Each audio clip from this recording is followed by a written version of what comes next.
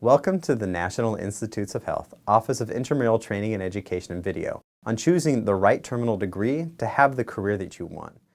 My name is Phil Ryan, and I'll be walking you through these processes. This video is an adaptation of a workshop that I give every year at our graduate and professional school fair that we hold during the summer. The reason that we started this workshop is that in 2012, a report came out that looked at graduate students, and some of the perceptions that they had going in and careers heading out.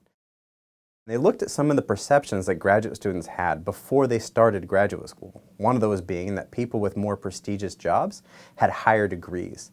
But also, 2/3 of graduate students said they had all the information that they needed before they picked a graduate school or a degree. But fewer than 1/3 actually had an idea of all the career options out there for somebody with their degree. So we asked the question, how could somebody know what degree they wanted to get if they didn't know what the career options were for that degree? To address that issue, we developed a workshop and some steps that we think will be helpful for people to look at before deciding to go to graduate school. As in all things, preparation is critical. You're going to have to do some self-assessment, and that means taking a look at the skills, the interests, and the values that you hold, and then try and find a career that fits into those, and that will let you then decide on the degree that you need to have that career. You're going to need to do some exploration. You need to know what's out there. You need to talk to people who are doing jobs that you want to do and find out how they got there and where that job's going. And then you're going to need to focus. And by focusing, I mean, what do you need to be competitive for those careers? What do you need to be competitive to get into the degree programs that are going to get you to that career? And then at that point, then you can decide on a degree, and you can decide on the right program to get that degree. Some things to consider when doing the self-assessment. You want to ask yourself, what does success look like for you? What is it that you consider to be your goals in life? What do you want to achieve? Also, what makes you happy? What are the things that you do that bring you the most joy? You also want to figure out, what are you good at? What are the things that you do that you can use to make a living? The things that will be valuable to somebody else, the value added that you bring to a company. You also want to ask yourself, what's really important at the end of the day? Is it spending time with family at the end of every day? Do you want to have a job where you work 8 hours and then you leave? Or do you want to have a job that you're at 12 hours a day, 5 days a week, because you just can't walk away from it? Other things that are important to look at, what field do you want to go into? The field matters. If you want to go into bioengineering, the degree you need is different than if you want to go into microbiology or you want to go into drug development. What sector do you want to work in? Is it academia, biopharmaceuticals, a small biotech company? Do you want to eventually get into consulting or venture capitalist? What do you need to do to get into those particular fields? Also, what's going on in those sectors? Right now, who are they hiring? And what does it look like for the people in the future? Who are they going to be hiring? And what degrees are they going to have? When we go on to exploring those careers, things that you want to consider is, what's the terminal job that you want? When you retire at the end of your career and you ride off into the sunset, what job do you want to be walking away from? Is that job working at the bench your entire career? And do you want to be the person with the pipette in your hand all the time? If so, that's great, but look at what degree you need to do that. Do you want to be running a huge corporation or a large department?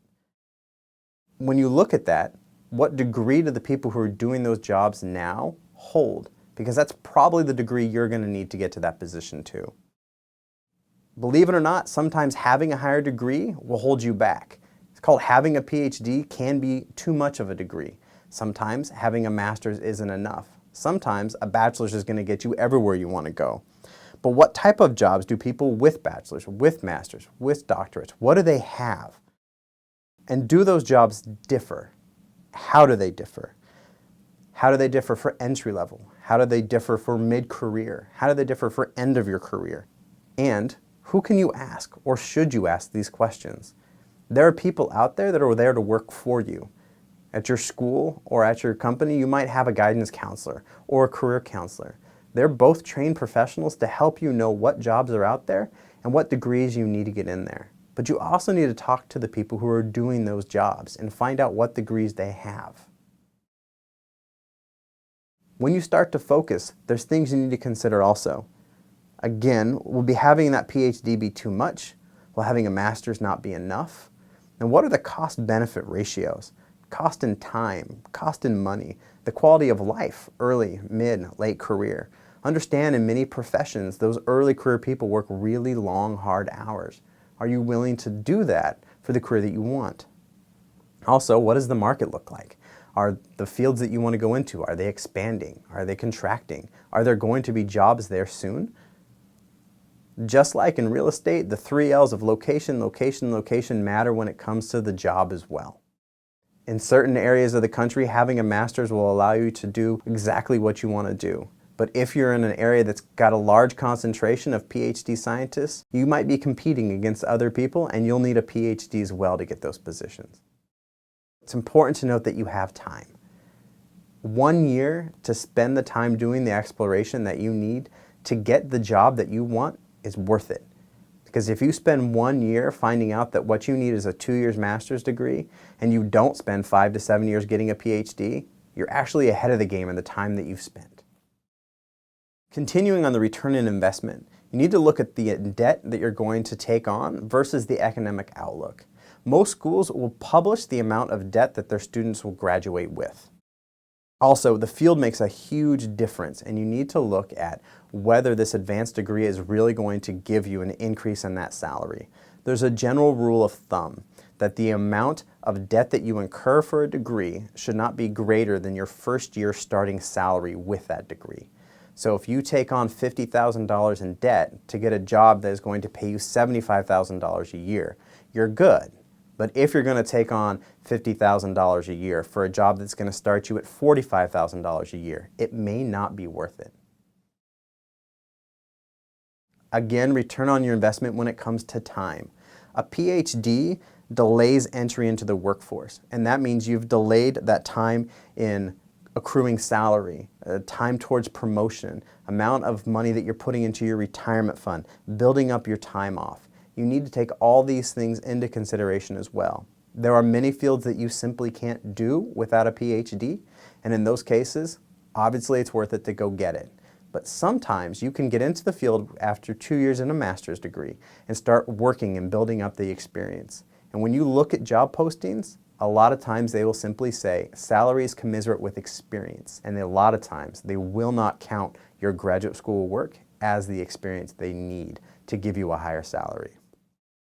Passion is important, and it's important to understand that if knowledge and discovery and the love of learning is what's really driving you, then it's definitely worth it to go on and to do it.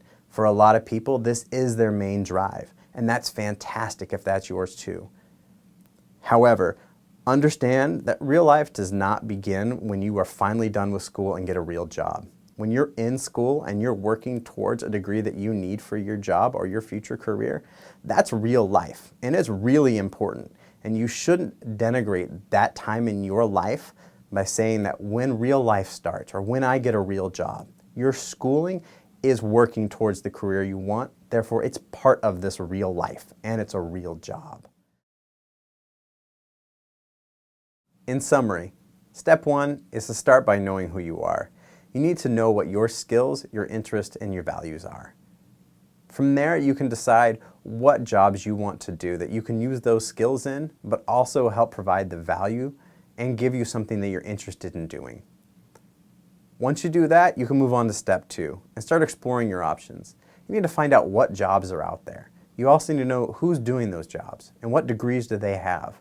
Ask them what degrees people need to do that. Where's the field going?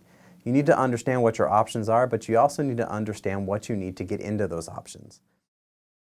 Then you can move on to step 3, and that's focusing on what you need to do to make yourself a strong candidate for those jobs, for that career, or for that degree program that you want to get into. Step 4 then is to decide what the next step is. Understand, if you get into a program and you find out that it's not for you, you can change the directions later.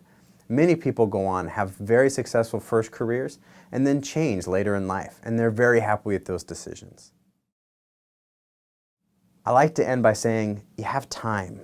You really do. The number one thing that I hear from people is that they just want to get started and they want to go, or I'm already starting my second career and I'm 35 years old.